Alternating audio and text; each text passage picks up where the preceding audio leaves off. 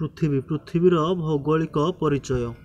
पृथ्वीर आनुमानिक बयस होउची 1,10,100,000 लक्ष नियुत कोटि 460 कोटि वर्ष। पृथ्वीर क्षेत्रफल 1,10,100,000 लक्ष नियुत कोटि 51 कोटि। पृथ्वीर आयतन 51 कोटि वर्ग किमी। सेमती पृथ्वीर आयतन जी लिखाई से घन किमी। पृथ्वीर जलभाग होची एतिकी वर्ग किमी।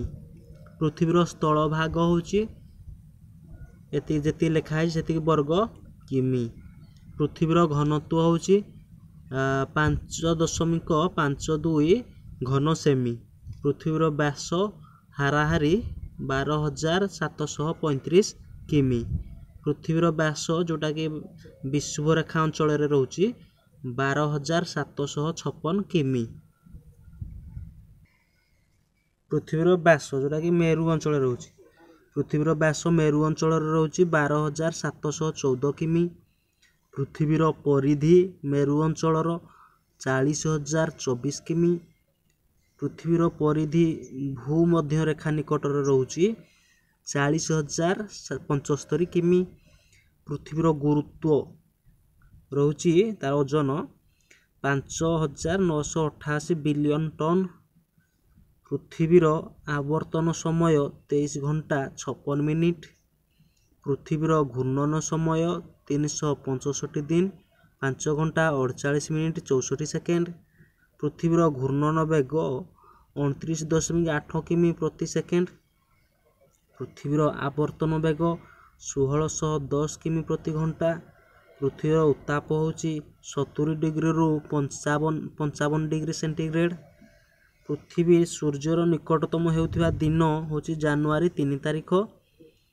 पृथ्वी सूर्यर दूरवर्ती हेउथिबा दिन होची जुलाई 4 तारिख।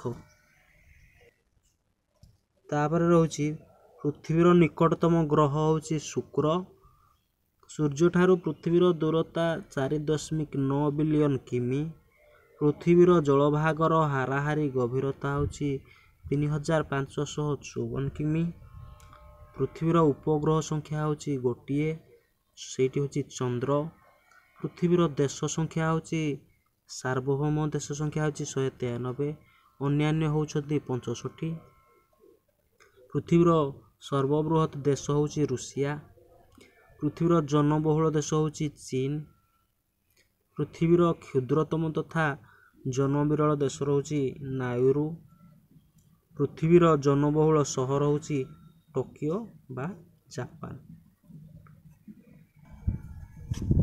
पृथ्वीर उच्चतम सहर होची वेंचुआन चीन। पृथ्वीर लोक संख्या होची 65,000। आम ये जेतिकी आपण माने देखुछंती सेतिकी रहउची पृथ्वीर लोक संख्या। तापरे पुरुष संख्या होची एतिक आपण माने कैमरा सामने पढ़ी पारुथबे। महिला संख्या होची एतिक। पृथ्वीर मोट साक्षर संख्या होची 3,602 बिलियन।